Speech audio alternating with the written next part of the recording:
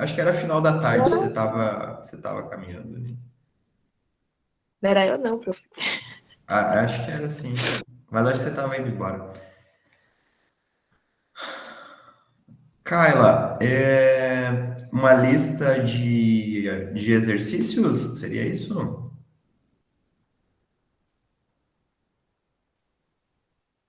Tá lá no Siga. Eu sempre coloco tudo no Siga lá, gente. Então, eu costumo usar o sistema bastante. Bom, diga, Lara.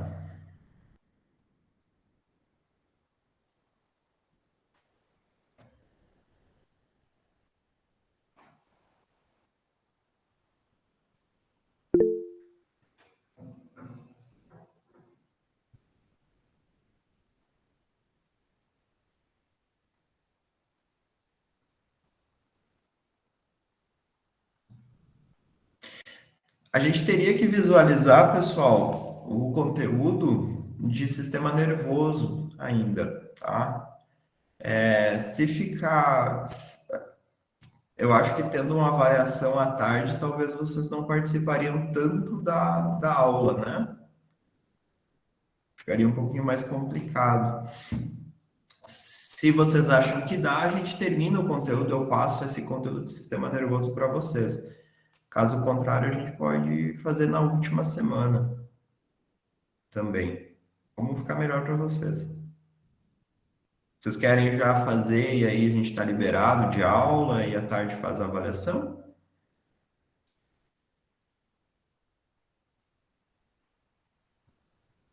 Eu prefiro assim, faça logo a aula e termina logo, e depois eu livro de tudo.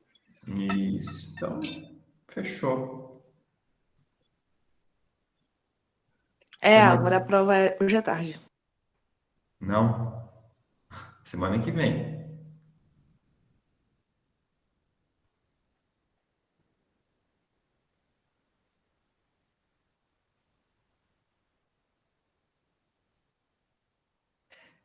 Amanda, a avaliação da disciplina é semana que vem.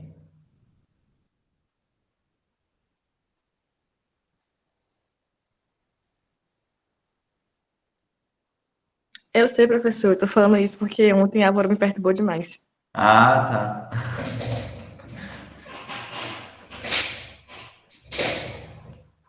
Então, então a gente faz assim, pessoal. Dia 27 pela manhã, eu vou colocar aqui, 27/7 pela manhã,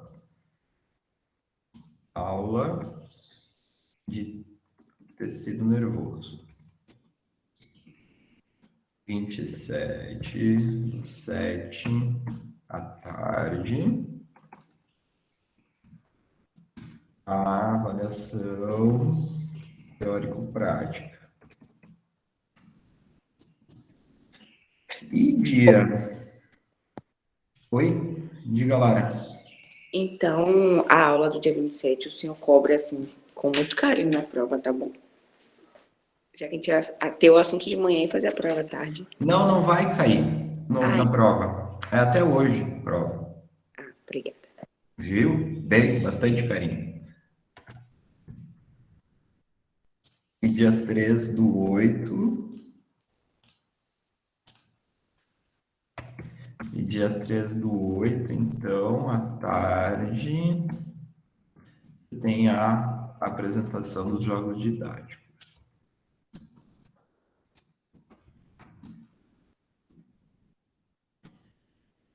E finalização da disciplina, né? Aí a gente finaliza.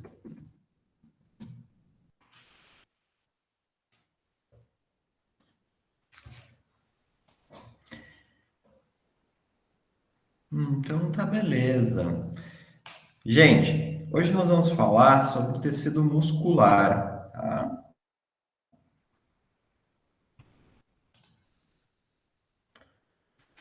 Isso, Amanda, exatamente. Esses conteúdos aí. E hoje a gente vai estar falando sobre tecido muscular. Então, o último conteúdo antes da avaliação. Tecido muscular, gente, é um tecido muito presente, né? E a gente vai acabar subdividindo ele em três porções ou três diferentes características desse tipo tecidual. Então, a gente tem nos seres vivos a presença de tecido muscular liso, de tecido muscular cardíaco e de tecido muscular estriado esquelético. E eles têm algumas diferenças morfológicas e funcionais que a gente vai falar um pouco hoje, tá? Camila chegou quietinha hoje, como é que tá? Nossa monitora, uma delas, né? Junto com a Crisley e o Matheus, tá bem, Camila? Tudo certo, tudo Sobrevivendo? certo. Tô sobrevivendo aos trancos e barrancos, né? Então tá certo. Gente,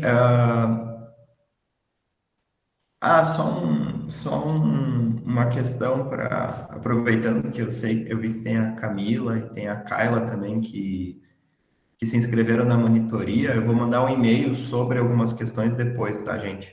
Depois da aula. O que eu lembrei agora. Eu não me lembro se mais alguém aqui da disciplina se inscreveu. Eu vou marcar as datas da avaliação também. Como assim, Kayla? Por que isso?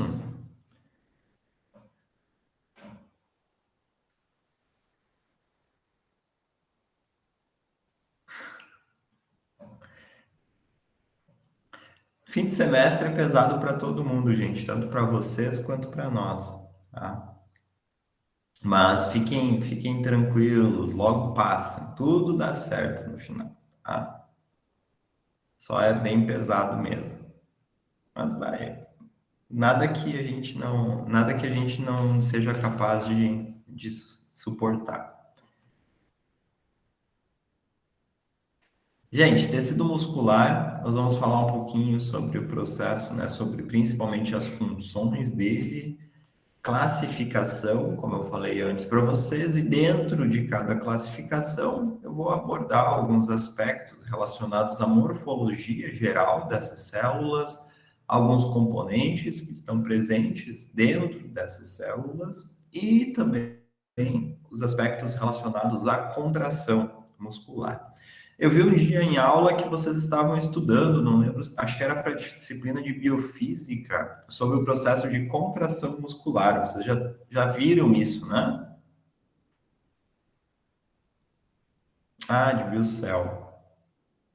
Ah, então vai estar tranquilo. Quando chegar nessa parte, eu vou pedir para vocês me explicarem, que eu vi que vocês estavam craques já.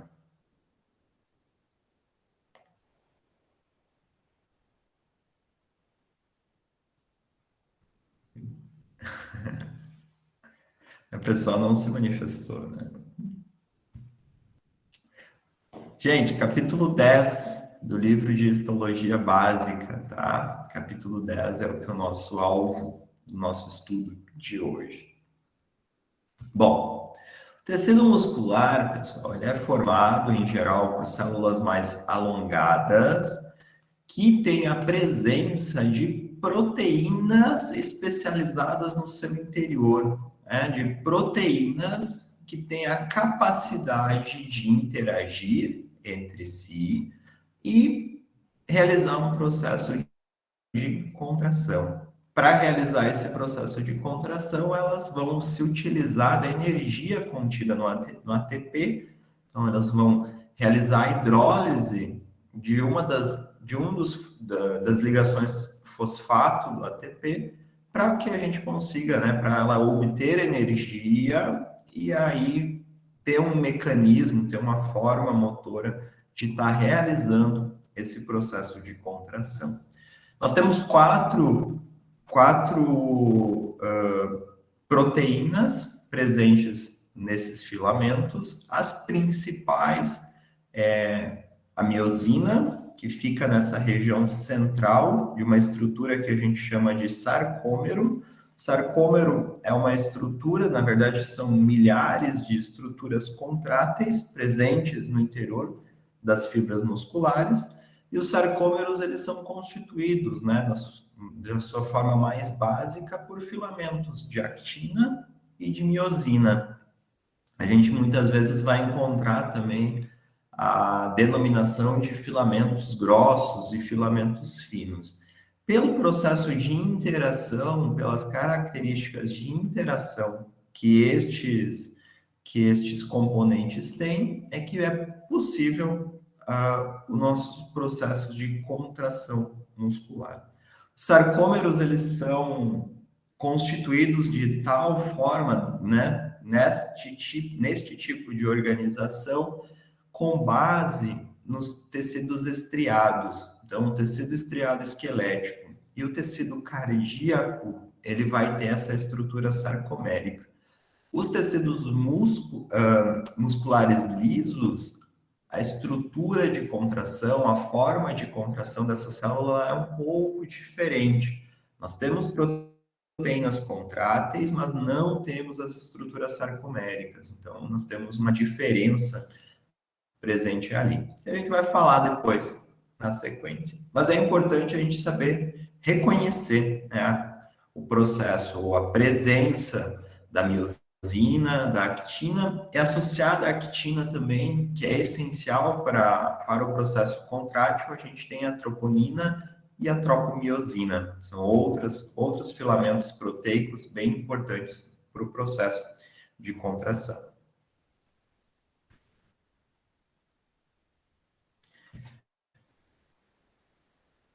O tecido muscular, gente, ele tem função principalmente relacionada a processos mecânicos.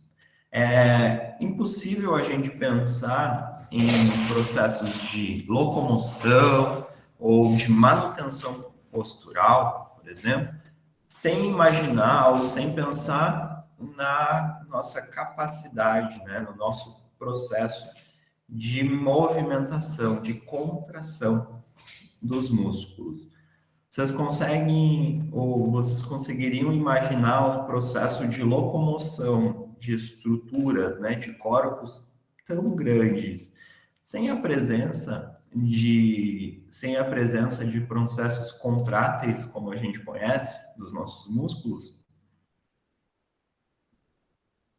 Vocês conseguem imaginar um animal de pequeno ou de grande porte?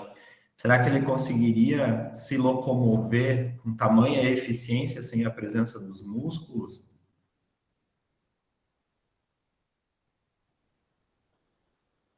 Não, né? De fato, não temos como fazer isso. Não, se nós tivéssemos, por exemplo, um processo de mobilidade,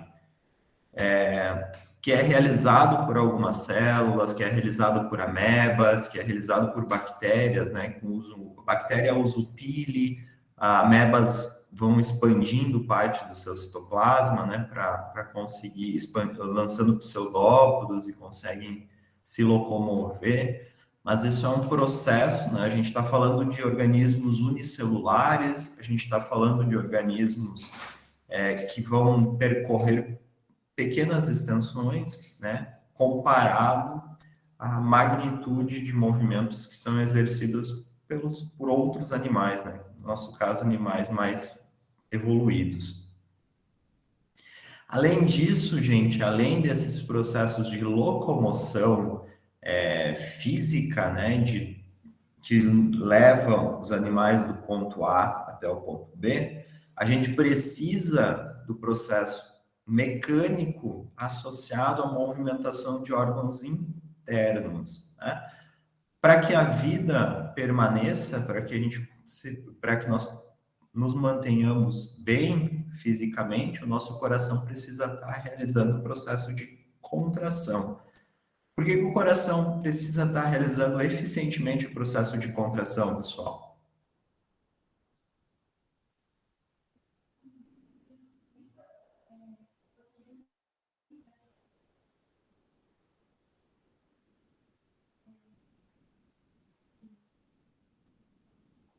Gente, tá todo mundo bem aí? Não parou o coração de ninguém aí?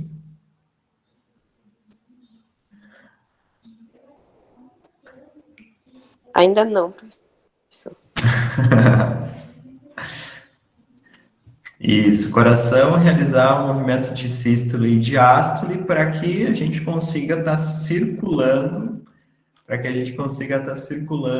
sangue pelo corpo, né? Ao circular sangue, a gente tem um aporte de oxigênio, de nutrientes, de tudo que é distribuído pelo sangue para todas as células. Bom, sem que isso se estabelecesse, a gente vai a óbito, né? E não somente nós, os animais que são alvo, né, das disciplinas que vocês vão estar trabalhando, que são alvo da profissão futura de vocês, sem o coração não vai dar certo, né? Então, é um músculo que está realizando processos de contração, muitos processos de contração todos os dias, para manter esse fluxo de sangue por todo o corpo. E também os processos de peristaltismo, né, gente? Processos associados ao trato gastrointestinal, que também são extremamente importantes, não somente o trato gastrointestinal, a gente tem também movimentos de contração e relaxamento de musculaturas lisas associados aos vasos sanguíneos, associados ao trato respiratório. Então, vejam que tanto o processo de digestão, quanto o processo de circulação corporal, né, processo circulatório, e também o processo respiratório, eles podem ser altamente influenciados por essa musculatura lisa que está associada a esses tecidos. Eu falo aqui em peristaltismo porque é o mais evidente, né, em que ocorre, que a gente consegue perceber todo esse movimento de massa, né, esse movimento do bolo alimentar por todo o trato gastrointestinal até o momento da formação das fezes. Então, até a formação, né, a absorção de tudo que era aproveitável daquele alimento e a consequente formação das fezes. Todo esse processo ele é direcionado, né, toda essa movimentação ela se dá no interior dos nossos órgãos com processos de peristalse. E isso é regulado pelos músculos lisos associados. A pressão arterial, pessoal, ela tem um fator de regulação com base na resistência vascular periférica, que se dá pela vasoconstrição. Então, regiões, né, vasos que ficam contraídos, eles costumam aumentar a pressão arterial. O coração vai precisar trabalhar mais para fazer o sangue passar por essas regiões. Então, vejam que esses músculos têm uma influência muito grande. E também processos de termogênese, né? Como nós temos um tecido que consome muito ATP, que gera muita resposta, né? Que vai desencadear muito processo de oxidação, de oxidação de materiais, principalmente de carboidratos e de lipídios, a gente gera muito calor nesse tipo tecidual e associado, né, ou associado a essa produção de calor, a gente precisa, é importante para a manutenção de corpos aquecidos. Então, o tecido muscular tem uma função importante nesse sentido também. Como eu falei antes, gente, nós temos 3 tipos principais de células, né, de tipos de músculo. Em alguns lugares, gente, em alguns textos, vocês vão ver as palavras sarcolema, sarcoplasma, ou até mesmo fibra muscular, tá? Fibra muscular, o nome fibra muscular, reflete a célula presente no tecido muscular. Então, uma fibra muscular é uma célula presente no tecido muscular. É a célula do tecido muscular. E aí, se vocês virem em algum lugar sarcolema ou sarcoplasma, vão estar representando estruturas presentes nessas células. O sarcolema é a membrana da fibra muscular e o sarcoplasma é o citoplasma dessa célula. No sarcoplasma das fibras musculares, nós vamos ter a ocorrência, principalmente nos tecidos estriados, esqueléticos e cardíacos, de uma grande quantidade, de uma grande concentração de proteínas contráteis, né? Da presença dessas proteínas contráteis nesse tecido. Ela é muito intensa, muito grande nesse tipo tecidual.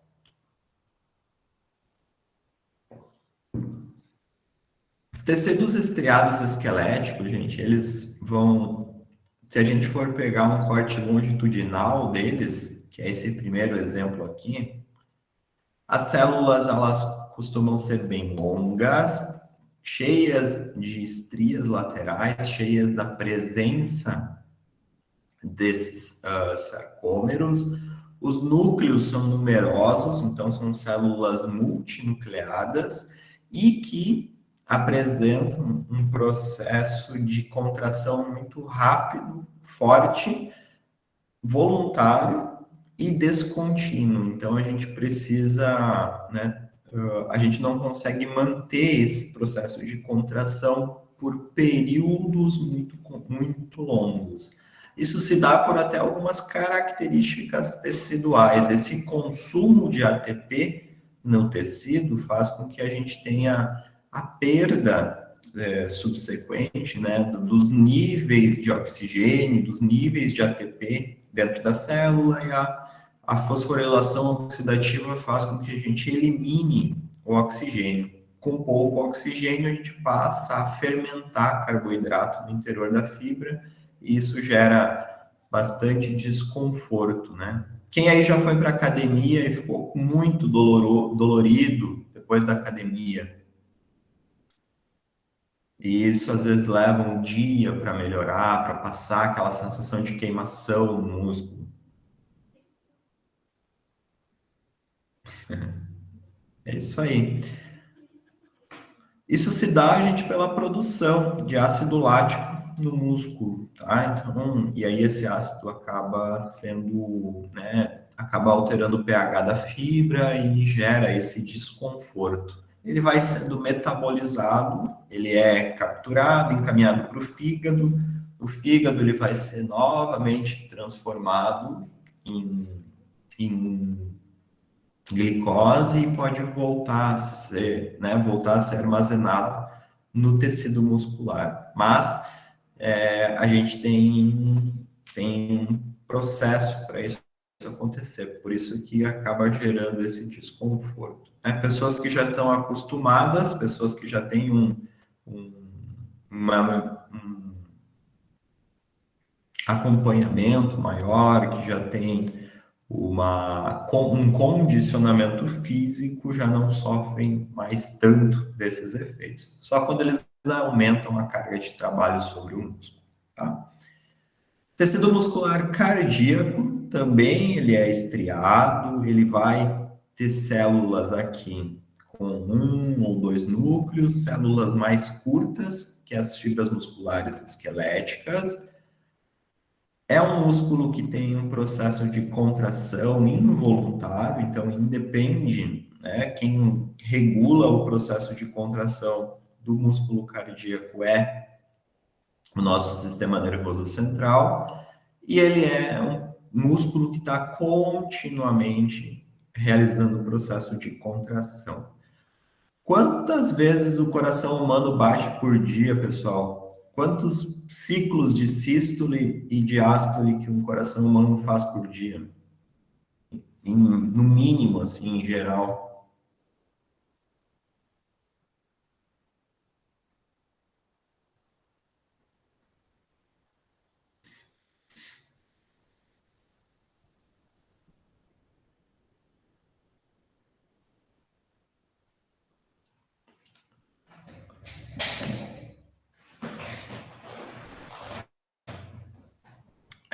Normalmente, né, pensando nos níveis mais básicos, gente, o coração vai ter um batimento por segundo, mais ou menos assim, quando ele está bem tranquilo, né? Quando a gente está relaxado, quando vocês não estão estressados por um final de semestre, o coração vai ter aí uns 60 batimentos por minuto, tá?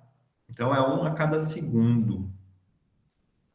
Se a gente for pensar isso em 24 horas, o coração vai ter, pelo menos, né, pensando em 60 batimentos por minuto, nós vamos ter pelo menos 86 mil ciclos de contração do músculo cardíaco por dia.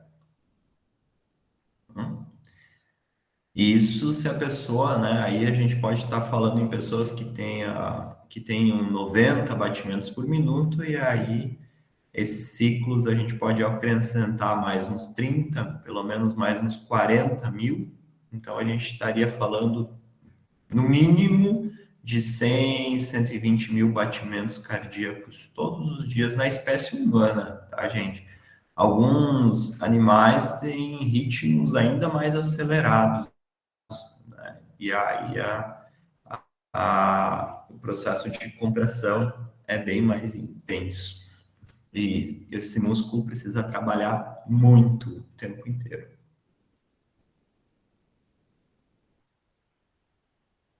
Mas ele tem algumas alterações que permitem, né, algumas características morfológicas que permitem ou que auxiliam ele a realizar esse processo também.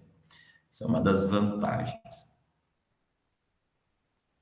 Sim, muito, muito, Daniel, da atividade, né, do nível de atividade daquele indivíduo, né, daquele animal, se ele tem uma atividade motora menor ou maior, se ele é submetido a condições de esforço. Os hormônios também influenciam, a liberação de neurotransmissores também. Então, a adrenalina acelera muito o coração, faz com que tenha um efeito positivo sobre o coração. Vários processos são envolvidos nesse controle em geral, tá? Mas, eu digo, na espécie humana, em geral, os níveis mais baixos, considerados normais, são na faixa de 50, 60 ciclos de contração, batimentos por minuto. E aí a gente tem, em geral, normalmente, se a gente for contar, nós vamos ter na faixa de uns 90 e 80, 90. E o músculo liso, gente? O músculo liso está principalmente associado, né, às nossas vísceras, então associado a regiões viscerais, como eu falei antes para vocês, trato respiratório, vasos sanguíneos, trato gastrointestinal. São músculos que têm um processo de contração mais lento, mais fraco, e que também, né, tem uma característica involuntária. O processo de contração deles depende do mecanismo, né, depende da ação do sistema nervoso central. Quando a gente fala em mais fraco e mais lento, gente, é em comparação, por exemplo, aos estriados, né? Mas em algumas condições, a estimulação dos músculos lisos pode ser tão intensa que eles adquirem, né, que eles acabam tendo uma condição de contração, eles conseguem exercer por curtos períodos de tempo contrações até bem consideráveis, tá? Por exemplo, no momento do parto, músculo liso tem uma ação muito intensa. A ocitocina estimula o músculo liso a liberar bastante,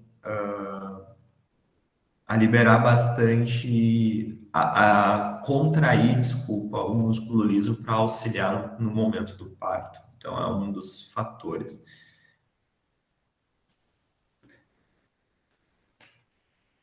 Seriam essas regiões, Carla, que você diz como amarelinhas? Sim. Aqui é só a região de núcleo, Carla. Como nessa primeira imagem, toda essa célula, a gente não consegue ver a fibra muscular como um todo, tá? Porque ela é muito longa. Então, aqui, a gente acaba tendo uma seção de uma fibra muscular com vários núcleos. E aqui na parte de baixo, a gente tem várias células. Depois eu já mostro alguns exemplos para vocês com seus núcleos centralizados também. É porque não tá dando para ver os limites, entendeu? No caso, ali na esquelética, o limite é essa linha transversal, no caso? Isso, os limites superior e inferior, sim. Os limites laterais, de fato. Nos cortes a gente não vai conseguir ver porque ela é muito longa. E nessa fibra, no caso, tem várias células, não é uma célula só. Cada fibra, cada seção transversal dessas é uma célula, Mas por que tem vários núcleos dentro? porque ela é uma célula multinucleada. Hum, ok, obrigada. Amanda, com relação à placenta, você diz no processo de parto?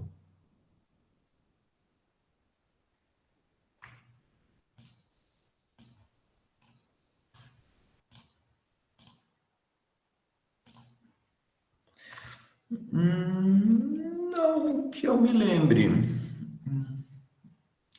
Não que eu me recorde. No processo de parto, quem tem uma ação muito intensa é a região uterina mesmo, as contrações do útero e o próprio, né,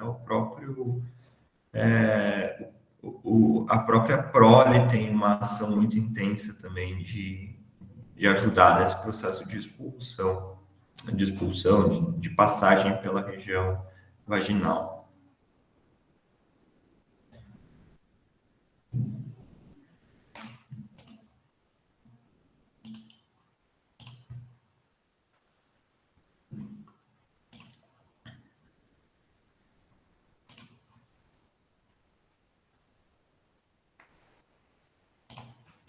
Bom, começando, gente, pelo tecido muscular esquelético, nós vamos falar, né, a gente vai visualizar que ele é formado por células com até, né, as fibras mais longas, elas podem ter até esses 30 centímetros de comprimento, então, de fato, é um volume, uma quantidade bem proeminente, né? Uma célula bem longa, diferente das células curtinhas que a gente via pequenininhas em algumas outras tipos teciduais. Aqui a gente está falando de uma célula bem longa, cilíndrica, multinucleada, como eu falei. Então, algumas fibras musculares, algumas células do tecido muscular têm um número muito grande de núcleos.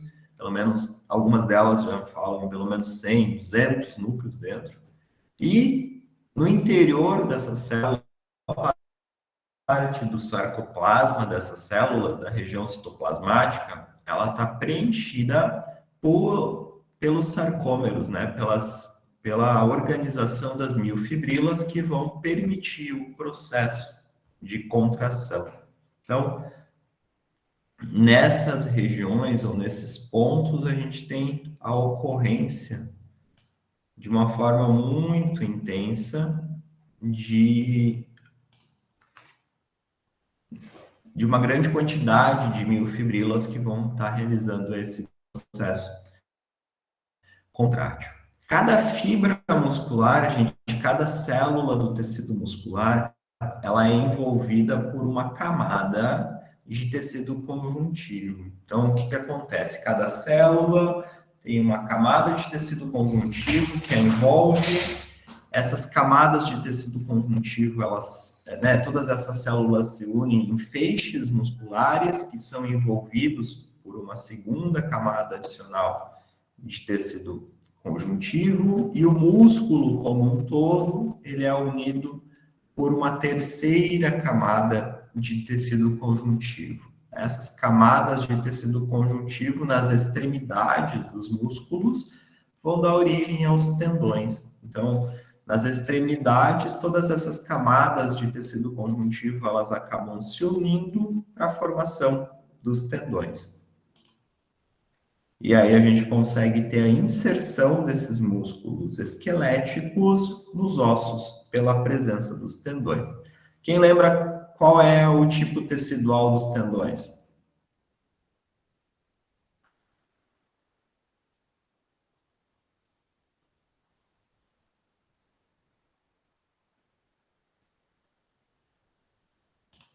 É cartilagem?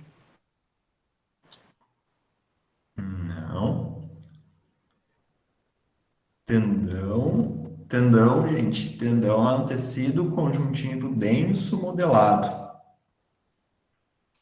Lembrem sempre, todas as fibras no mesmo sentido, organizadinhas. Fibrocartilagem está presente nos discos intervertebrais, né, nos pontos de conexão entre as vértebras.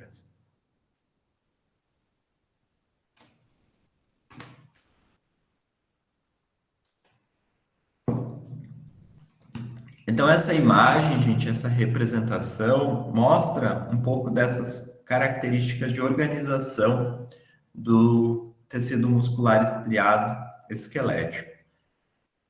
A presença de fibras musculares aqui, ó, que são envolvidas por uma fina camada de tecido conjuntivo, que é chamada de endomísio.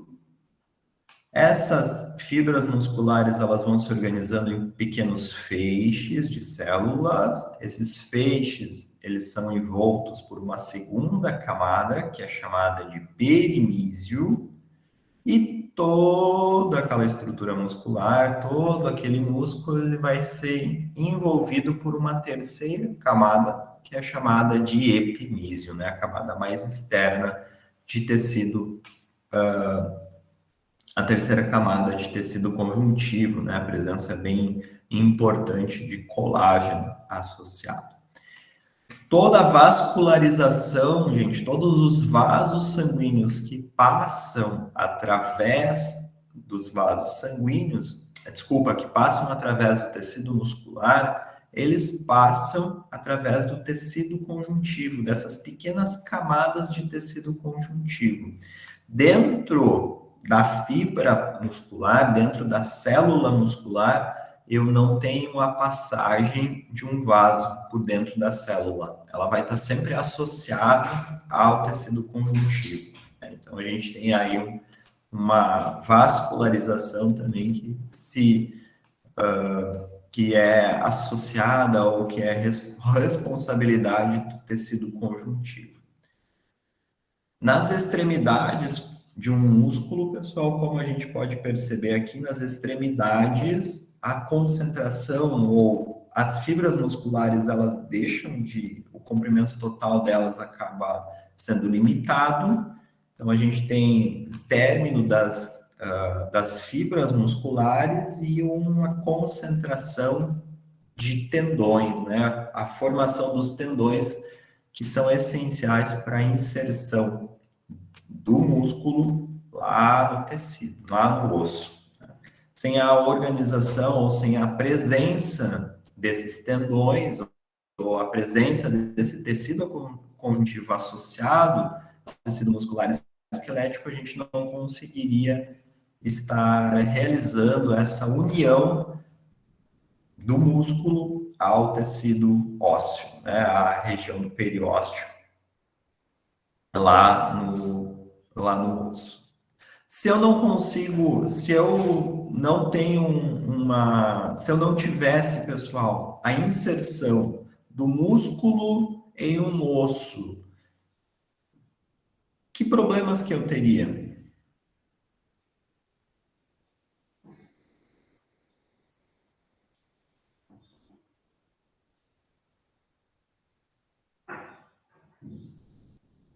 Sustentação, teria dificuldade, né? Eu não conseguiria manter um processo de sustentação. Locomoção, de movimentação, de fato, né? Se eu não tenho essa associação bem estabelecida, eu não consigo. Toda a força de contração do músculo, ela se perderia, né? Eu não conseguiria estar transmitindo ela para o tecido ósseo, né? Eu não conseguiria estar traduzindo, não conseguiria traduzir esse processo de contração em uma resposta, né? Em um efeito físico mesmo, né? Gabriela, sim, os vasos sanguíneos, eles passam pelo epimísio, passam também até lá pelo endomísio, até os finos capilares vão entregar sangue pelo endomísio também. Então, deixa eu mostrar que tem um exemplo aqui, ó. Isso aqui é só para exemplificar para vocês, gente, essas células, né? Um corte transversal de tecido muscular, esquelético, em que a gente consegue perceber fios capilares que estão associados às camadas do endomísio. Então, as camadas mais internas de tecido conjuntivo, que unem cada uma dessas células musculares aqui, tem a presença de vasos sanguíneos, de finos capilares que passam por elas, né?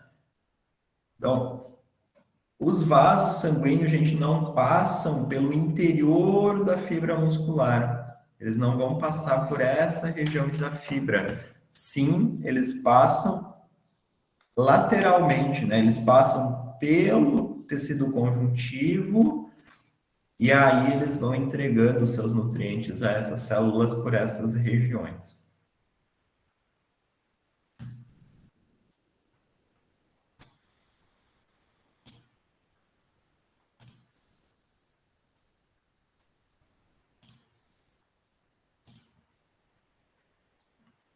Dúvida, gente?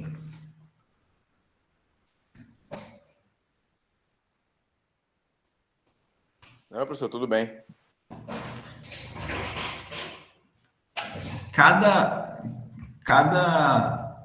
forma geométrica um pouco diferenciada, né? Essas células, as células musculares, elas tendem a ser bastante... vocês viram em anatomia, mas então eu vou passar isso aqui, vocês estão tranquilos.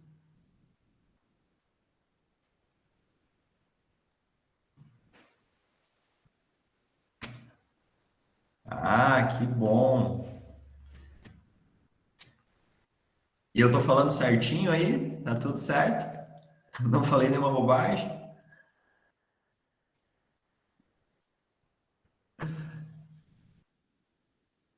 Como assim, talvez, cara? Agora você me deixou preocupado.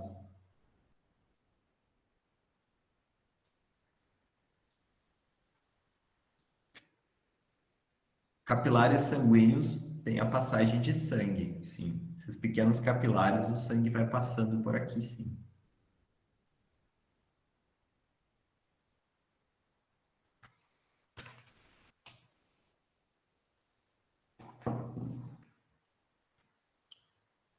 Vejam, gente, todos os núcleos das células, ó, bem lateralizados no tecido muscular esquelético, ó, bem na lateral. Quando a gente olhar os cortes de tecido muscular cardíaco, os núcleos estão bem no meio, bem mais centralizados nas células, é uma característica morfológica. Nesse corte mais ampliado, a gente consegue ver alguns septos, né, algumas porções de perimísio que vão formando os feixes musculares e externamente a esse corte uma camada bem grossa de tecido conjuntivo que forma o epimísio. Então vai estar aqui também um belo representante do epimísio recobrindo todo esse músculo aqui presente. Internamente, pessoal, lá dentro, né, quanto mais a gente estiver entrando no tecido muscular, esquelético, mais a gente vai visualizar a união entre os filamentos, né, entre os filamentos de miosina e os filamentos de actina, tropomiosina e troponina. Essa união vai gerar o que nós conhecemos por sarcômero. O sarcômero, ao ser visualizado no microscópio óptico e depois também numa microscopia eletrônica, ele vai demonstrar algumas regiões, né, algumas bandas mais escuras e mais claras. E essas bandas, elas têm uma relação direta, essas bandas mais escuras e essas bandas mais claras, elas têm uma relação direta com a presença destes filamentos no interior do sarcômero. Então, a presença de filamentos, né, ou de uma concentração maior de filamentos grossos ou de filamentos finos, ou da união de ambos.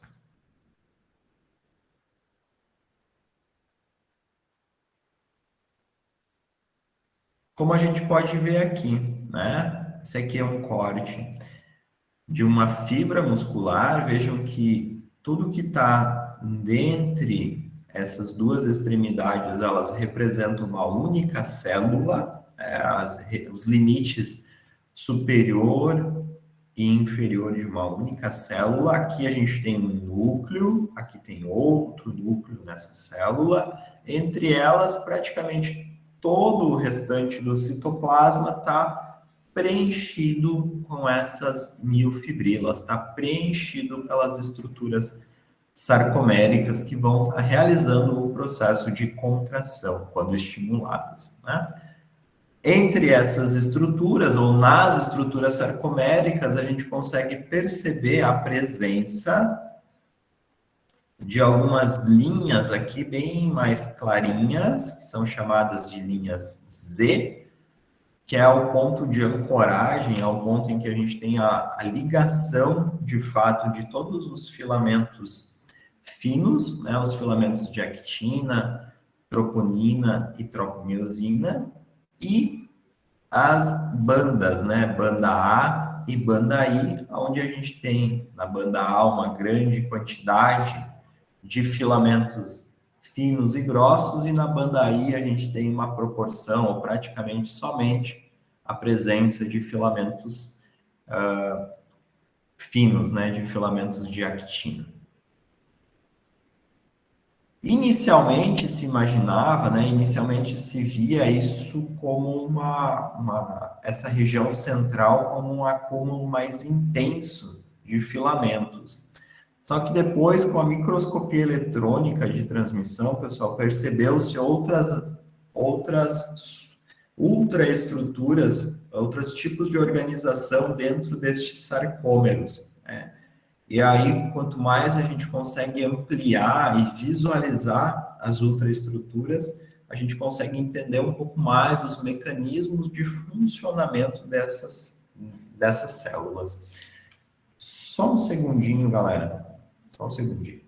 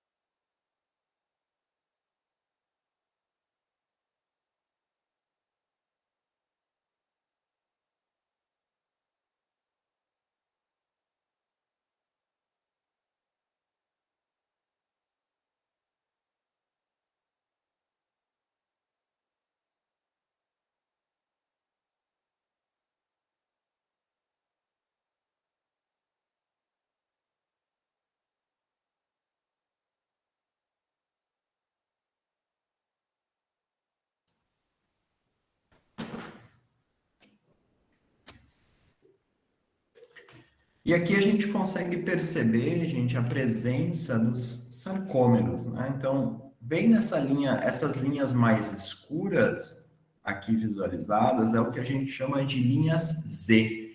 Nessas linhas Z, nós vamos ter um ponto de ancoragem dos chamados filamentos finos, então, dos filamentos de actina, troponina e tropomiosina. Associados, ou exatamente na região central do sarcômero, bem no meio do sarcômero, a gente tem uma segunda linha, bem visualizada aqui, que é o ponto de ancoragem dos filamentos de miosina. Essa é a chamada linha M. Entre essas duas linhas, tanto na linha Z quanto na linha M, a gente visualiza algumas bandas mais claras e mais escuras, como a gente visualizava na microscopia eletrônica, aqui na microscopia óptica, mas aqui com uma maior resolução. Então, essas bandas claras, próximas à linha Z, elas vão ter a presença única e exclusivamente de filamentos finos, né? E elas são caracterizadas, nesse caso ali, pelas chamadas bandas I. Então, nesse ponto, a gente tem somente filamentos finos. A banda H, que é bem na região central, bem próxima à linha M, né, que aqui está exemplificado pelo númerozinho 5, na banda H, a gente tem a presença de uma região que vai ter somente os filamentos grossos, somente os filamentos de miosina. E lateralmente, né, nas laterais da banda H, a gente tem a presença de uma região em que estes filamentos eles formam processos de conexão, eles se interligam, né? Então, nessa região, a gente tem uma banda A, que na microscopia na microscopia óptica é uma banda que a gente visualiza bem escura, bem centralizada no sarcômero, que vai ter tanto filamentos grossos, né, filamentos de miosina, quanto filamentos finos de actina, troponina e tropomiosina. Essas bandas, né, as linhas, na verdade, elas são relativamente simples de vocês lembrarem, né, gente?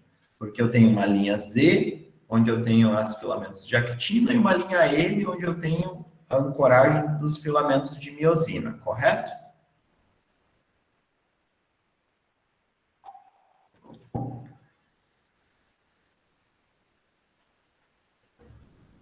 Certo, gente? Agora, as bandas é um pouquinho mais complicado da gente lembrar essa organização delas, né? Banda I, banda H, banda A fica um pouquinho mais complicado, né? Ou não?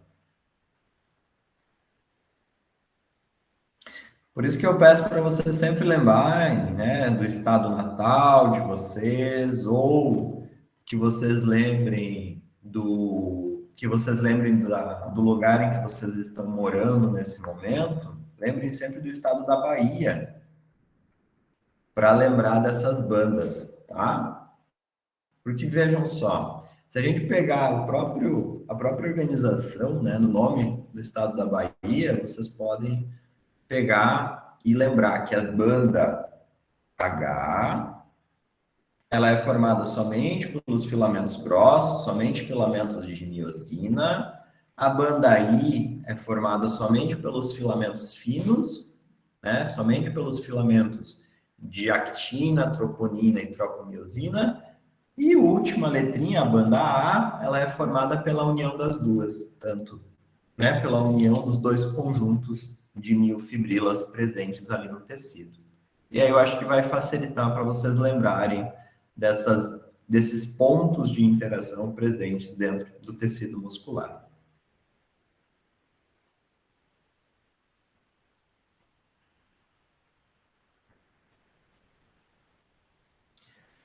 Nessa aqui, Elisa.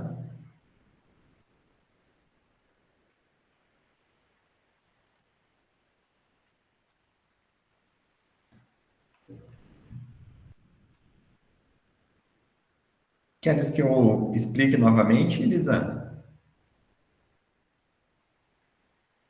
Tá.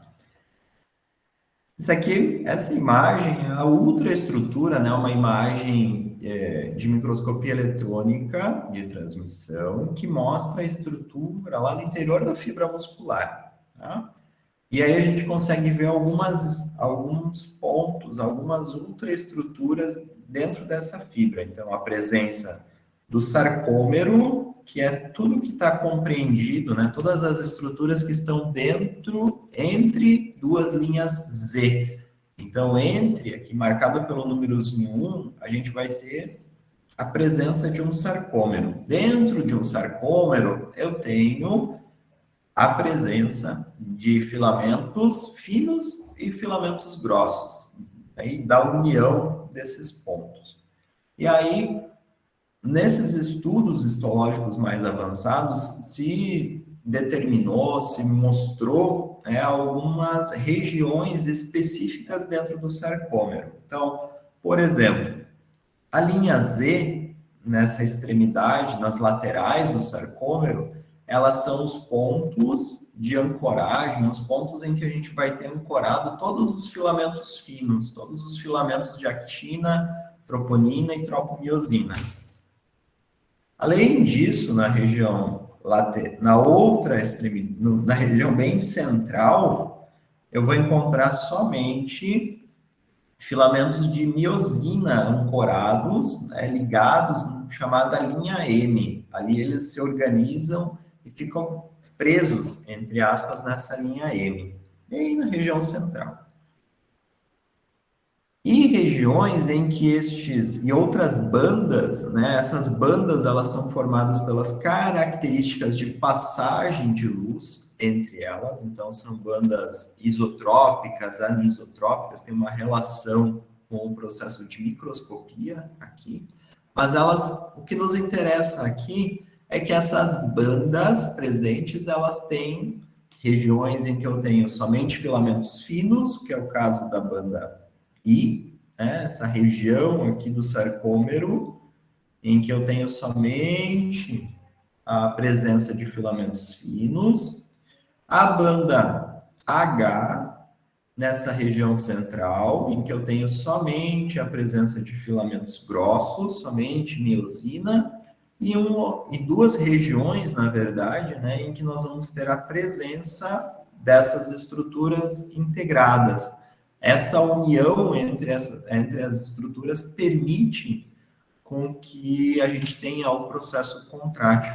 Então, normalmente, no tecido relaxado, grande parte das miofibrilas, elas estão entrelaçadas, mas elas não estão interagindo, elas não estão com ligações químicas entre elas. Elas ocupam o mesmo espaço, como se fosse uma rede, mas elas não estão ligadas quimicamente ainda. Quando a contração acontece, elas são ligadas e elas vão sendo puxadas em direção ao centro do sarcômero. Então, o processo de contração, ele faz com que as linhas Z do sarcômero, elas sejam puxadas em direção à linha M, em direção ao centro.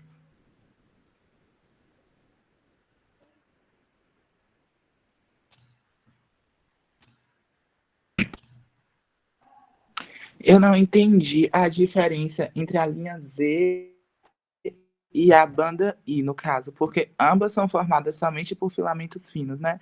Mas o que diferenciam? É o tipo? A linha, Kyla, na verdade, é o ponto de ancoragem, que é essa estrutura bem escura que delimita a parte do sarcômero. Tá? A banda I, ela pode, na verdade, aqui, se vocês olharem, ela está compreendendo dois sarcômeros, porque ela compreende os dois lados de ancoragem, tanto do sarcômero que está presente à entendi. esquerda quanto da direita. Os dois lados é a mesma banda. Essa região mais clarinha do lado da linha Z, aí no caso do 2, é banda I também, então? Aqui, tanto no lado direito quanto no esquerdo é banda I, nos dois lados. Ah, entendi. É tudo duplicado, então. Tudo duplicado, exatamente. Ok.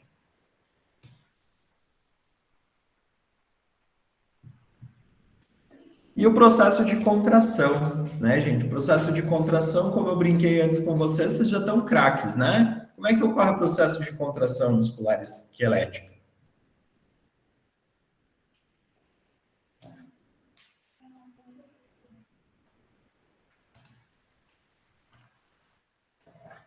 Então, vocês vão me ajudar nessa?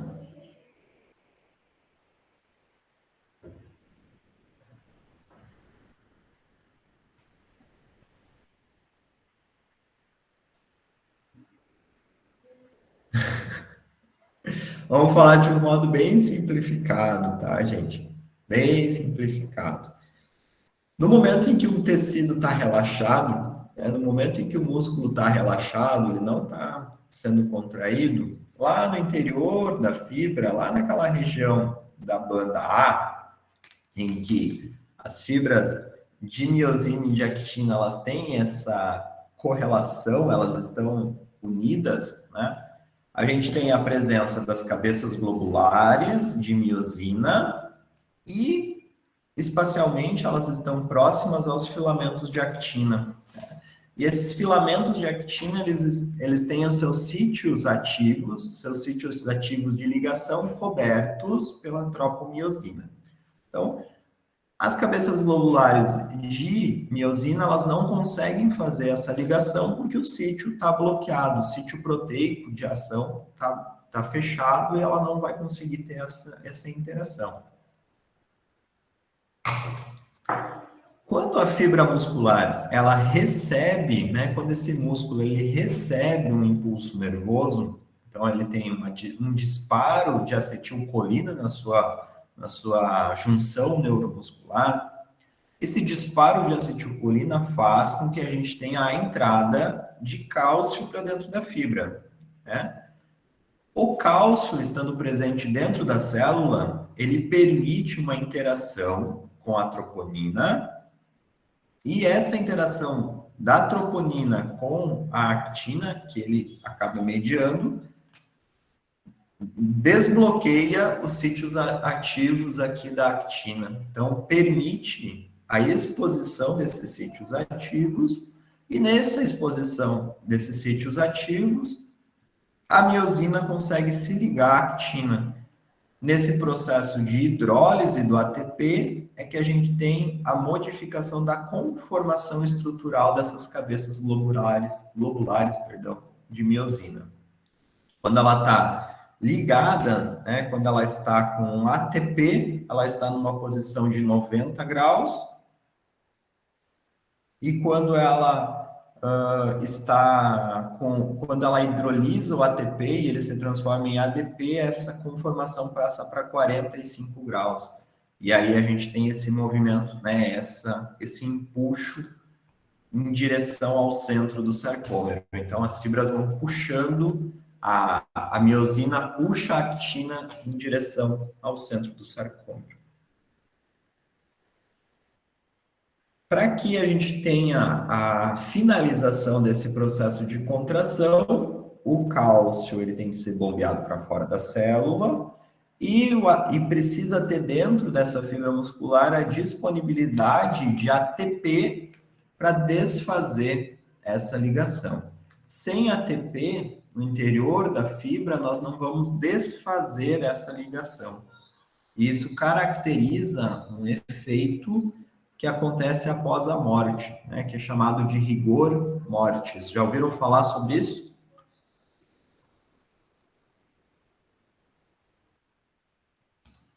Eu falei, hoje era para você estar dando aula.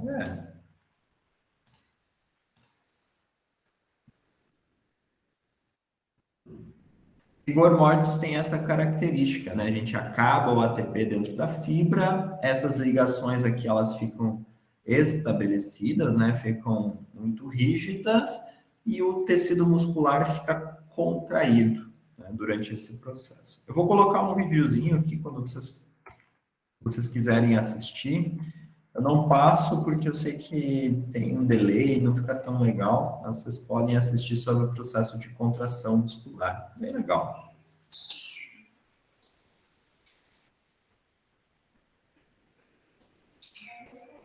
Olha, a Bruna já colocou um texto ali, ó.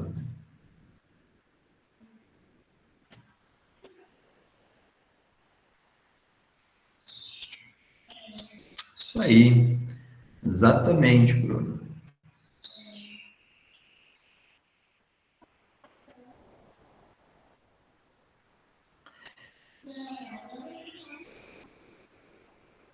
Tem para facilitar, gente, ou para aumentar a eficiência desse processo de contração, tecido muscular, tanto cardíaco quanto estriado esquelético, ele vai ter a presença de túbulos T, tá? São alguns pontos, são algumas projeções dentro do tecido, dentro dessa organização tecidual, que aceleram esse processo de liberação de cálcio, tá? Aceleram a despolarização e a liberação de cálcio para dentro da fibra, para que a contração seja mais rápida e sincronizada possível. Então, a gente tem essa função também, tá? Túbulos T, Gabriela. Eu acho que eu não trouxe nenhuma imagem de túbulos T. Posso até olhar para de tarde e mostrar para vocês.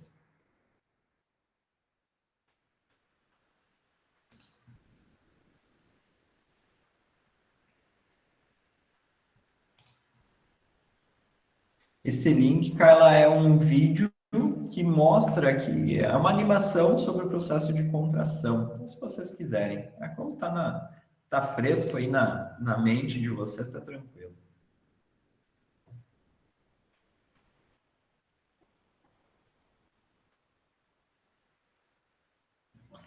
Gente, tecido muscular cardíaco, ele é um tecido que tem uma contração bastante rápida, forte, contínua, como a gente já comentou antes, né? Ele fica o tempo inteiro realizando esse processo de contração e ele é involuntário. Quem atua nesse sentido é o nosso sistema nervoso central. As células do tecido muscular cardíaco, elas são mais curtas que a do músculo esquelético. Em geral, elas têm cerca de 100 micrômetros de comprimento. Não entendi a pergunta, Kayla. Não era para você, não. Era para os meninos e meninas.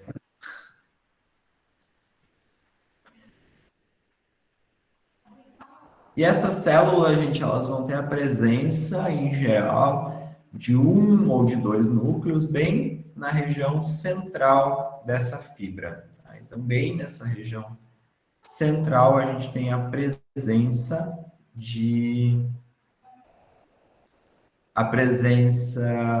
dos núcleos. Agora eu entendi o negócio da face.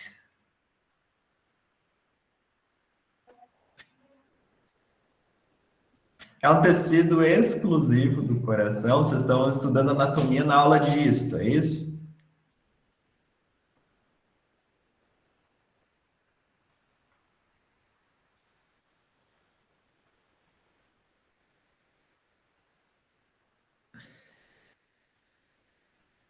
A anatomia está mexendo com a cabeça de vocês, galera. Claro, correlacionar sempre.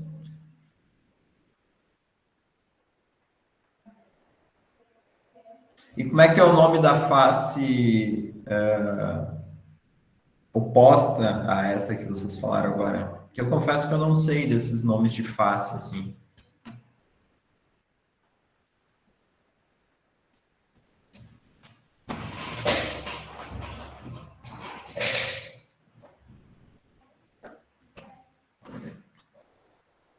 Atrial, o outro lado.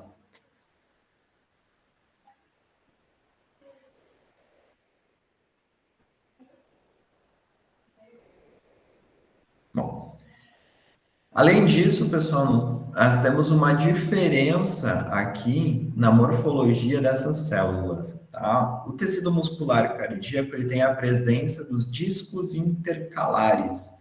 Os discos intercalares são especializações de membrana que unem, né, são complexos de adesão que mantêm todas essas fibras musculares, todas as células do tecido muscular unidas. Então, a gente tem algumas diferenças morfológicas. A forma de contração, como esse tecido contrai, é exatamente igual ao tecido muscular estriado esquelético, mas morfologicamente a gente tem algumas diferenças, entre elas a presença dos discos intercalares, que aqui estão exemplificados, tá, gente? Aqui eu tenho um corte que mostra algumas fibras musculares cardíacas, então a gente consegue ver a presença, né, aqui bem discreta das estriações nessas fibras, núcleos bem centralizados, bem presentes, células mais curtas, então a gente consegue ver aqui os limites entre essas células, e os limites eles são dados pela presença dos discos intercalares, desses locais de adesão entre cada uma dessas células cardíacas. Nós não temos aqui, pessoal, a presença daquelas 3 camadas de tecido conjuntivo envolvendo o coração, né? Envolvendo o músculo cardíaco. Essas células elas são unidas por uma camada, por um fino septo de tecido conjuntivo que vai conectando todas essas células musculares. Então, tecido muscular não tem aquela organização de 3 camadas, a gente tem uma única camada que vai unindo e permitindo a passagem dos vasos sanguíneos entre as fibras musculares.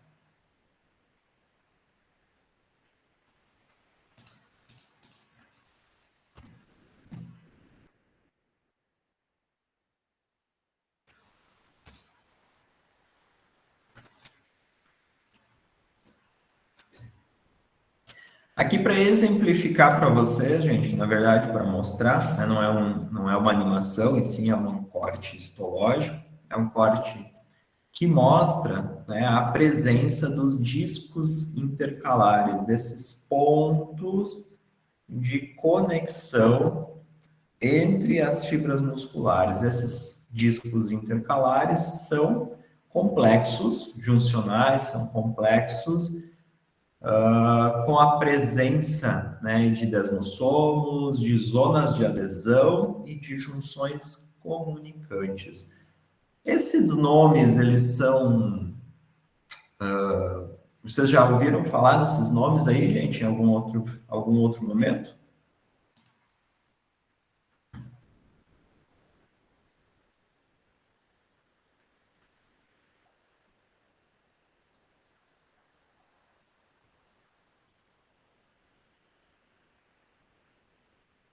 Prof, inclusive, eu tenho uma dúvida, tipo, o desmossomo, eu vi que, tipo, que ele tem filamentos intermediários conectados nele, né? Sim. No caso, esses filamentos saem de um desmossomo e se conecta com os filamentos do desmossomo de outra célula? Porque na imagem não dá para ver essa ligação, sabe? Tipo, tá como se fossem coisas separadas, mas a função é juntar. Eu não entendi. É isso? Pelo que eu já estudei, Kyla, em outros momentos, sim, os filamentos de um desmossomo, eles vão passando, né? Eles se conectam com filamentos de desmossomos de outras células, de fato, né? Eu costumo associar um desmossomo como se fosse quase um processo de costura entre essas células, né? Ele vai se distribuindo dentro das células dessa forma, conectando todas essas células de uma maneira muito efetiva, né? E o hemidesmossomo, gente, se eu não me engano, um dia eu não lembro quem que havia me perguntado, os hemidesmossomos, eles estão diretamente relacionados à ligação do tecido epitelial à lâmina basal. Então, eles têm essa função bem importante de auxiliar na conexão do tecido epitelial à lâmina basal. Mas, enfim, a gente viu isso em tecido epitelial, né? A gente viu essas especializações de membrana lá naquele tecido.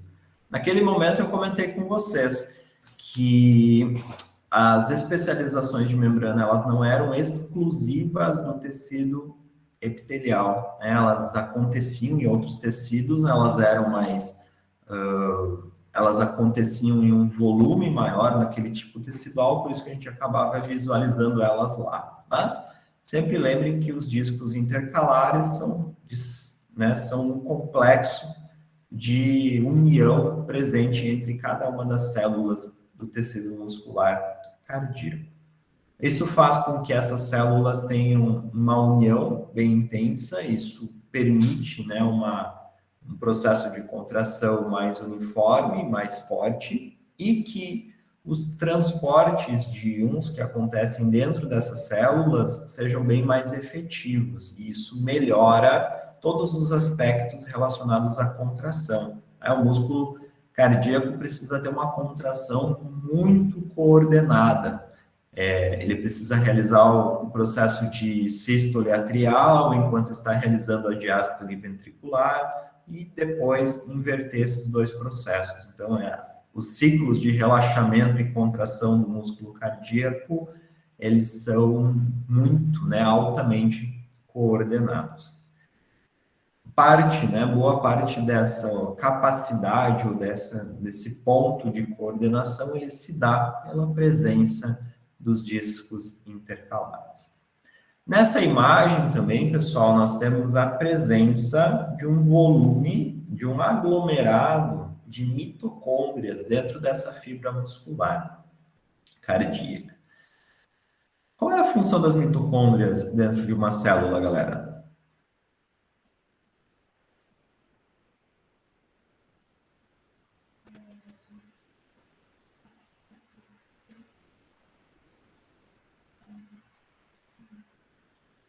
Isso, são responsáveis pela produção de ATP, através dos processos de respiração celular. Vocês estão craques, vocês estão reclamando aí, estão sabendo tudo dos conteúdos. Gente, o músculo cardíaco, ele tem... o músculo cardíaco, ele tem um volume de mitocôndrias muito maior do que os tecidos estriados esqueléticos, tá? Então, o que acontece? Do citoplasma que sobra desse tecido, então imagine, por exemplo, praticamente todo o conteúdo dentro dessas células, eles estão preenchidos pelos filamentos contráteis, tá? O citoplasma restante, de todo o citoplasma restante dessa célula, mais de 40%, ou cerca de 40%, ele está preenchido aqui no músculo cardíaco com mitocôndrias. Tá? Então, isso é um volume cerca de 20 vezes maior a quantidade de mitocôndrias encontradas nos tecidos musculares esqueléticos. Então, aqui a gente tem uma produção muito sustentada de ATP. A gente consome um bom aporte de oxigênio, nós temos aqui a presença também de uma quantidade interessante de mioglobina, que é uma proteína responsável pelo aporte de oxigênio no tecido cardíaco, que também está presente no tecido muscular. Ela tem uma função muito semelhante à hemoglobina, presente nas hemácias. E as mitocôndrias aqui têm uma função muito, muito forte de processo, de produção contínua de ATP. Se esse processo chegar a parar, se esse fluxo sanguíneo cardíaco, por algum motivo, por exemplo, no momento de um infarto, ele tem uma falha, a situação é extremamente grave. A situação para aquele ser vivo se torna bastante complexa, difícil até mesmo de se resolver. Então, é um mecanismo e é um tecido que deve permanecer por elevados períodos de tempo, trabalhando, em geral a vida inteira ele fica trabalhando sem ter falhas ou sem ter problemas associados. Dúvida, gente? Vocês cuidam do coração de vocês?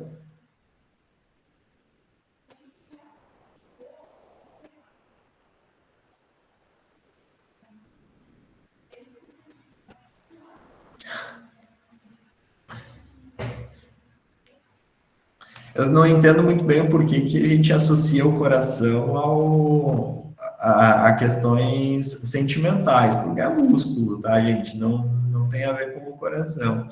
Mas enfim. Amanda, tem que começar a cuidar, hein?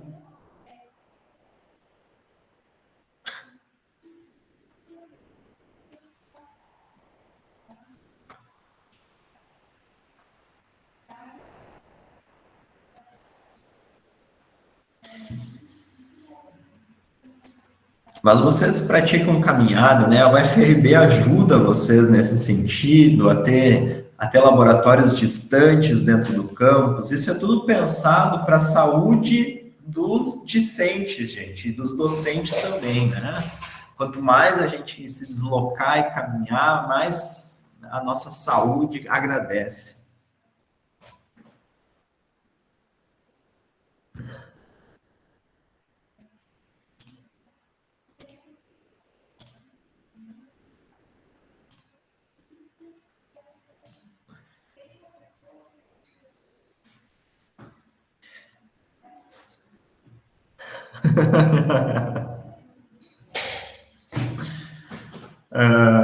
Saúde mental tá todo mundo um pouquinho, né? Ninguém tá 100%, mas a gente tem que seguir firme aí, galera. Ô, prof, eu queria que você explicasse de novo essa questão dos discos intercalares, por favor, de maneira resumida. Os discos intercalares, Kayla, são união, né? São pontos de união entre as células do tecido muscular e cardíaco. Lembra que essas células aqui são curtas, cerca de 100 micrômetros.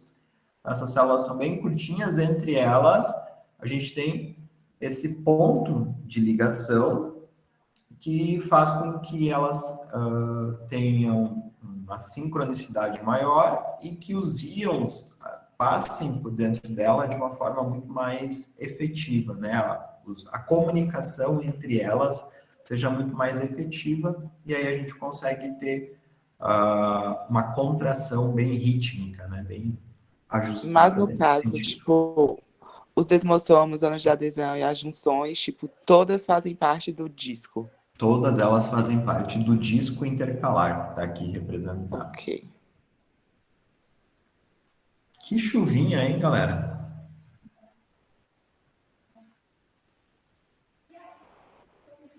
E eu queria ir comprar pão.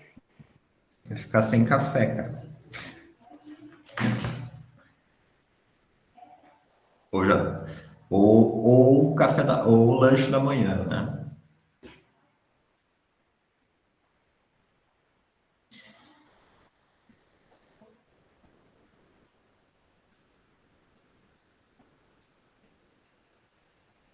Hum.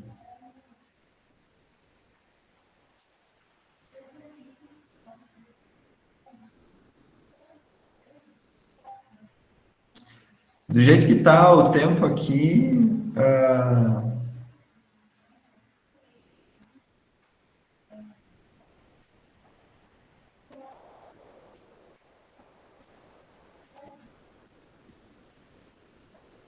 por mim, gente,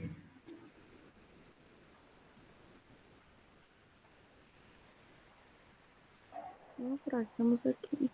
não, Ana, não é isso. Tô pensando na aula. Vocês estão pedindo aula online prática por causa da chuva. Vamos ver como é que vai. Seria bom, Pro. Vamos ver até. Seria bom. A Carla falou que tem monitoria. Tem monitoria depois da aula, Carla?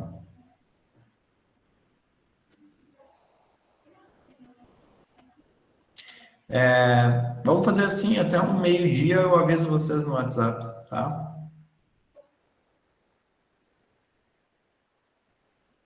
Daí a gente vê. Pode Na ser? aula de hoje à tarde, a gente iria fazer o quê? Visualizar alguns cortes de tecido muscular. Manda aí uma pasta do Histology,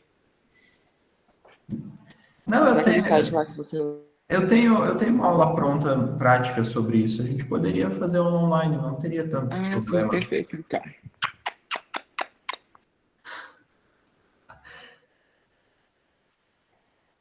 Tá, só vamos aguardar. Se continuar esse tempo meio estranho, a gente faz, não tem problema. Uma aula não vai fazer diferença. A animação para não sair de casa é algo, né?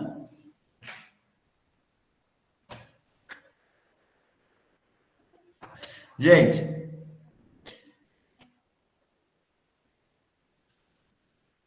ó, a Elisa tá mandando a gente continuar a aula. Vamos lá, então. Gente, músculo nos átrios, então, é produzido um peptídeo que é chamado de peptídeo natriurético atrial. Esse peptídeo acaba sendo armazenado no tecido também. Aqui, todos esses grânulos mais escuros que vocês visualizam é a presença do peptídeo. Tá? Esse peptídeo, ele acaba sendo liberado do tecido muscular cardíaco em direção aos rins. Então, ele vai para a circulação sanguínea e vai chegar lá nos rins e vai ajudar ou vai estimular a liberação de sódio e de água na urina. Então, a gente tem essa função também, tá?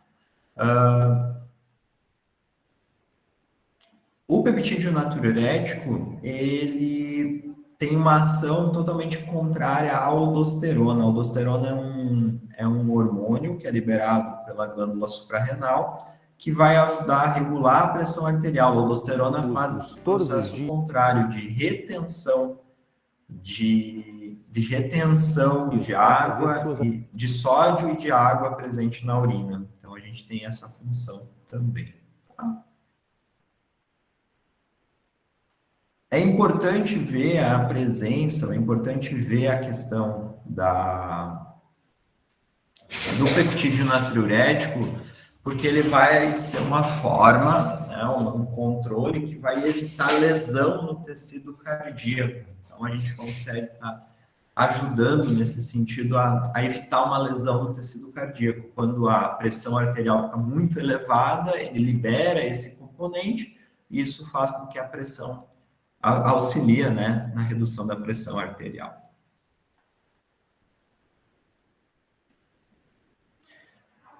O músculo liso, gente, é um tecido... Alguém que ficou com alguma dúvida no tecido muscular cardíaco?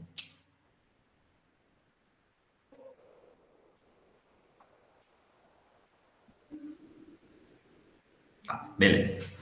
Tecido muscular liso, gente, ele é formado pela união de algumas células mais alongadas, que são, em geral, espessas na região central e afiladas, bem fininhas nas laterais. Tá? Esse tipo de tecido, ele tem a presença de uma lâmina basal e são unidas por fibras reticulares. Fibras reticulares são colágeno do tipo 3.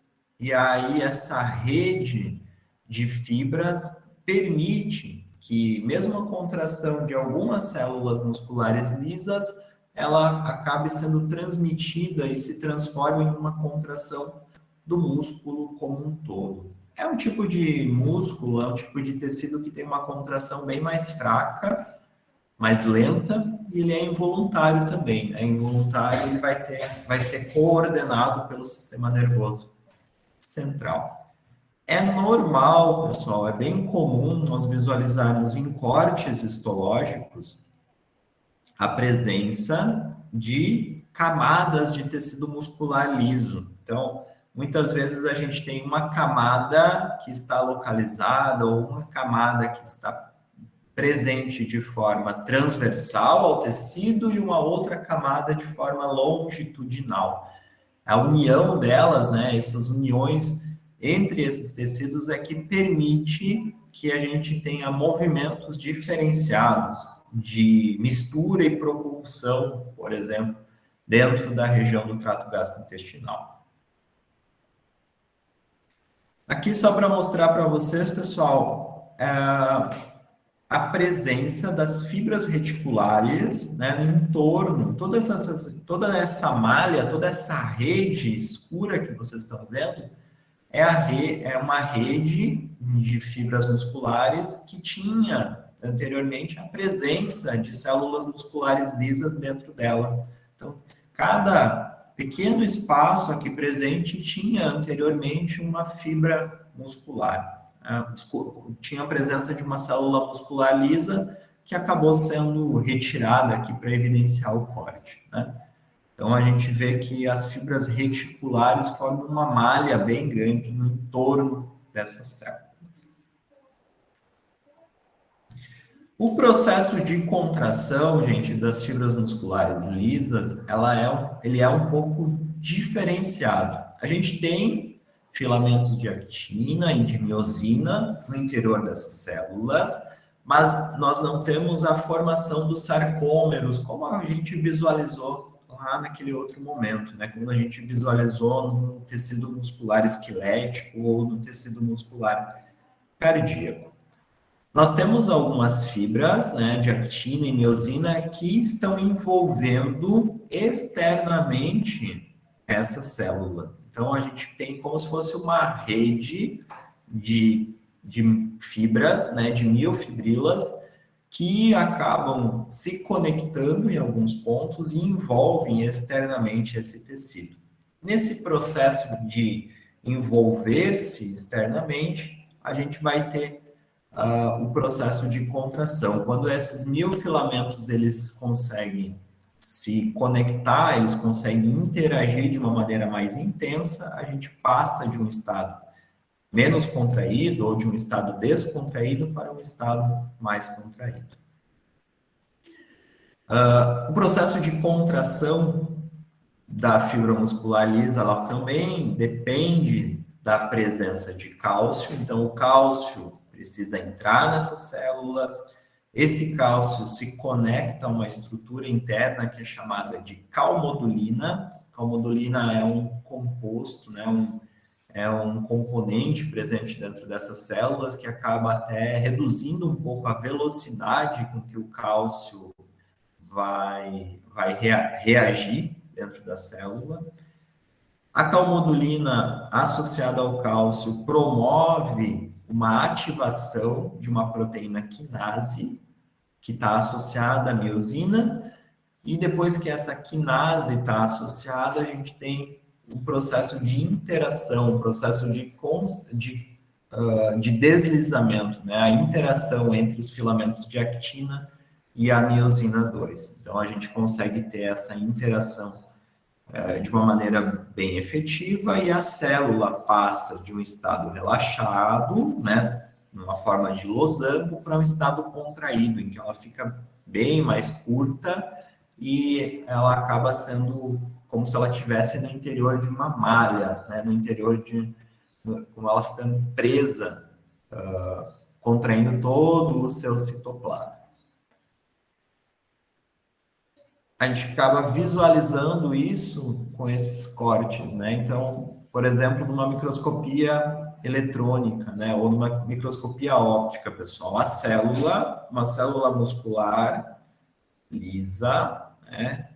Presente aqui, quando estimulada, ela vai ter o seu ponto máximo de contração, né? Vejam que o tamanho dela reduz significativamente, ela acaba sendo puxada, né, como se fosse está contraído todo em direção à sua região central. Só que esse processo, né, essa contração, ela se dá de uma maneira bem lenta. Vejam que ela leva cerca de 12 segundos para realizar todo esse processo de contração. Então, a gente leva um tempo bem importante para que isso aconteça, tá?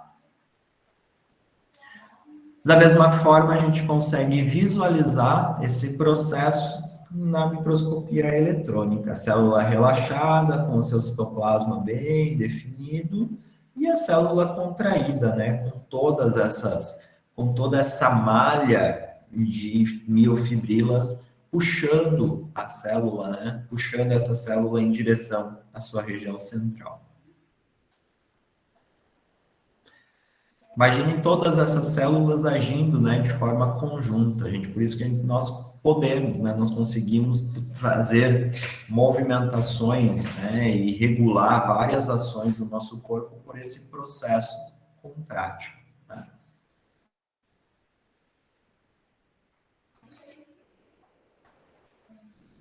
Os tecidos musculares, gente, eles vão ter processos de regeneração bem interessantes, né? O tecido muscular o tecido muscular cardíaco, ele não vai se regenerar, tá? Então, se nós tivermos uma lesão nesse tecido que acaba levando à morte de células musculares cardíacas, no local da lesão, se se tiver a sobrevivência desse indivíduo, nós vamos ter a deposição de tecido conjuntivo denso no local. Então, aquelas células que morreram, elas vão ser substituídas por tecido conjuntivo denso. Tecido muscular, as fibras musculares cardíacas, elas não vão se regenerar a partir desse processo.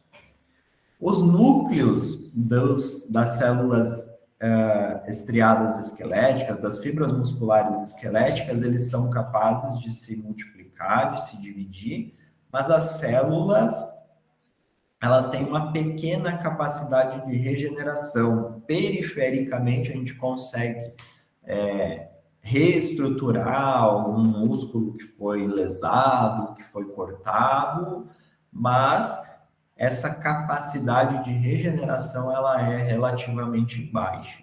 Tá? Tecido muscular, muscular liso, ele tem a maior capacidade de se regenerar, né? Então a gente tem a multiplicação eficiente dessas células, mas principalmente, né, por processos mitóticos. Então, a mitose acontece de uma forma bem intensa nesse tipo tecidual e vai reparar se a gente tiver algum problema. Tá? É importante a gente destacar, diga, Carol. Não, depois eu pergunto. É importante a gente destacar, pessoal, e separar o que é hiperplasia, que é esse processo de multiplicação do número de células, do que é hipertrofia muscular, tá? Por exemplo, se a gente pegar um adulto qualquer e comparar a uma pessoa de mesma idade, um fisiculturista, né? Aparentemente, olhando a grosso modo, a quantidade de fibras musculares esqueléticas do fisiculturista é muito maior do que um adulto normal, correto? Pensando na espécie humana, tá? Certo?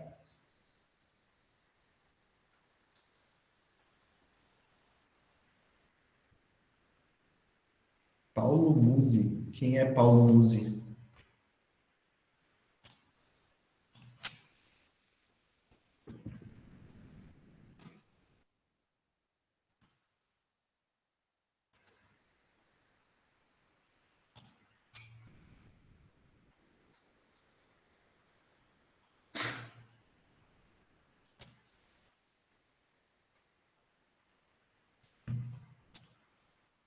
Bom, se nós comparar então o Paulo Musi, eu olhei ele aqui, olhei quem seria. Se a gente comparar o Paulo Musi com qualquer um mortal, então, os demais, os dois, o número de fibras musculares esqueléticas dele, gente, eles vão ser basicamente os mesmos, tá? Eu tenho quase o mesmo número, ou praticamente o mesmo número de fibras musculares estriadas esqueléticas que o Paulo Musi. A diferença é que as minhas fibras são bem pequenininhas, os cilindros, né, as cilíndricas são muito pequenas. A dele, por efeito da alimentação, por efeito do processo, né, de academia, de toda a estimulação, elas vão ficando hipertrofiadas, então elas vão acumulando proteína dentro delas, miofibrilas. E aí essa pessoa vai ficando com aquele volume muscular tão intenso. Uma célula muscular, gente, ela pode aumentar o seu tamanho, né, a área dela em até 10 vezes. Então, quando a gente imagina um processo, né, de academia, um processo de aumentar a massa muscular, a gente está hipertrofiando esse tecido. A gente não está aumentando o número total de células, mas a gente está aumentando o tamanho das células que ali estão presentes. Prof, o que eu ia perguntar era quais os efeitos que acontecem no tecido do coração quando ele é trocado por tecido conjuntivo denso. Os efeitos óbvios, né? Óbvios no sentido assim, se a pessoa sobreviver, né, cara? Pensando aqui numa É espécie isso. humana, né? Se Aham. sobreviver, no mínimo o coração não funciona mais direito, né? Porque imagina, um tecido muscular, um tecido conjuntivo, ele vai ser só uma forma de manter o sangue ali naquela região, sem que ocorra um extravasamento, mas não tem contração, não tem efeito, né? Não vai ter contração, não vai estar contribuindo para o efeito contrátil. Então, o coração perde grandemente em eficiência.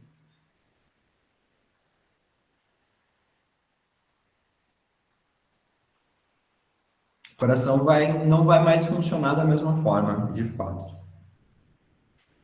Álvaro, o estímulo ajuda nesse processo de hipertrofia, mas tem que estar associado a uma dieta, né? Porque se não tiver proteína disponível no corpo, não vai resolver. Tem que ter na nossa dieta, a nossa dieta também tem que ser rica em proteína para isso funcionar bem, para que a hipertrofia aconteça. Então, para ficar que nem o Paulo Musi, vocês têm que comer muita proteína.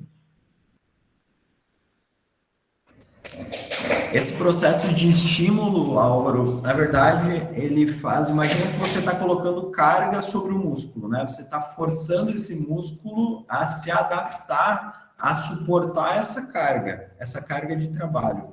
E o efeito que ele tem é aumentar a quantidade de miofibrilas, né? Aumentar a quantidade de proteínas contráteis para conseguir exercer essa função, para conseguir suportar esse peso que está sendo colocado sobre ele. E aí, por isso que ele começa a aumentar o seu volume, né? Por isso que ele começa a ter esse aumento de tamanho entre si.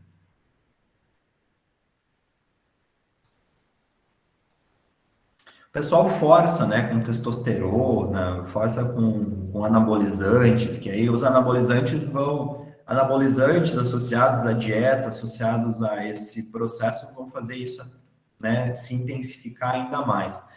Mas aí tem todos os efeitos adversos, né, gente? De uma prática que não é adequada. Virou Paulo Musi a aula agora. Você não fala mal de Paulo Musi que Elisa fica brava, já percebi.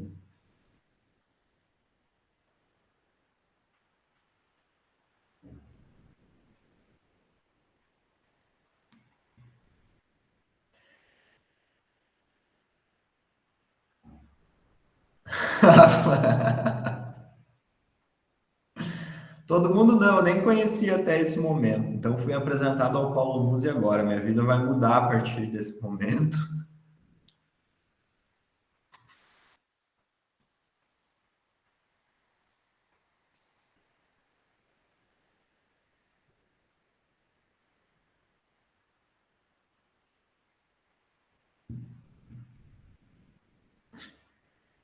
Ah, eu já bebo água em jejum, Elisa.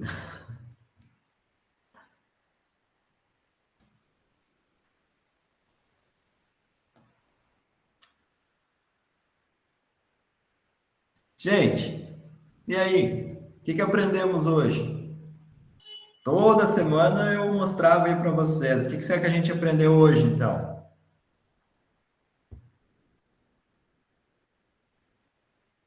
Me digam. Beber água em jejum.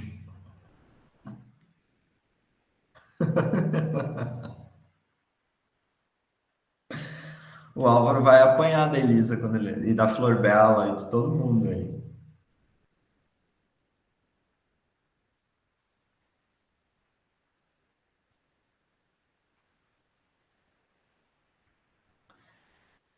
Isso, exatamente. Então, acabou o assunto Paulo Musi, por favor. Isso aí, Elisa. Processo de contração muscular, filamentos contráteis, as bandas, os tipos de músculo, a importância do músculo cardíaco. Então, falamos desses processos ao longo da aula.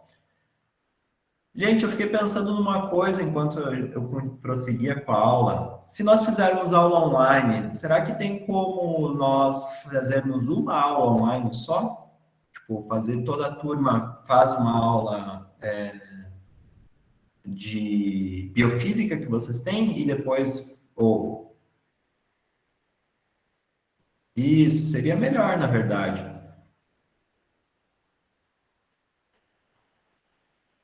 Tá. Então vocês conversam com a professora Cecília. Vocês conversam com a professora Cecília e vocês me avisam no WhatsApp se ela aceitar fazer, se der para fazer, vocês definam o horário com elas e só me avisem se nós faremos a aula no primeiro ou no segundo horário e a gente faz online, tá? Tá chovendo ainda, então já fica nesse sentido, tá?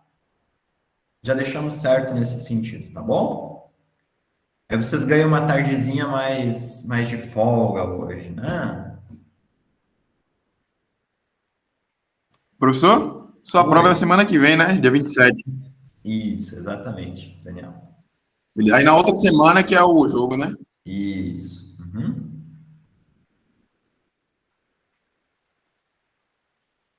Que vai ter aula online à tarde, Álvaro, tá? E que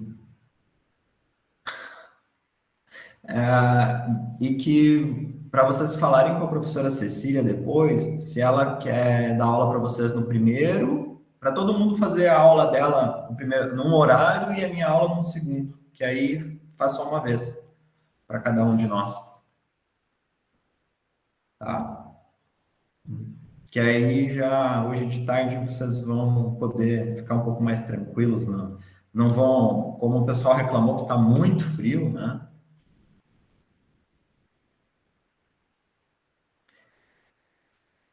Certo, gente? Semana que vem nós falamos de tecido nervoso para terminar. E se vocês tiverem alguma dúvida, se tiver alguma consideração, é só me mandar mensagem através do Prof, e-mail. Oi. tecido nervoso vai cair na prova também, não, né? Não, tecido nervoso não. Ah, tá. Abaixo. Gente, deixa eu só comentar. Vocês só me avisem se a gente faz o primeiro horário das 14 ou das 16 a aula, tá? Beleza. Então tá certo. Esse mesmo link daí para aula, tá bom? Valeu, pessoal. Até mais. Bola na sequência. Tchau, prof. Obrigada. Até a próxima. Tchau, Pro. Tchau, tchau.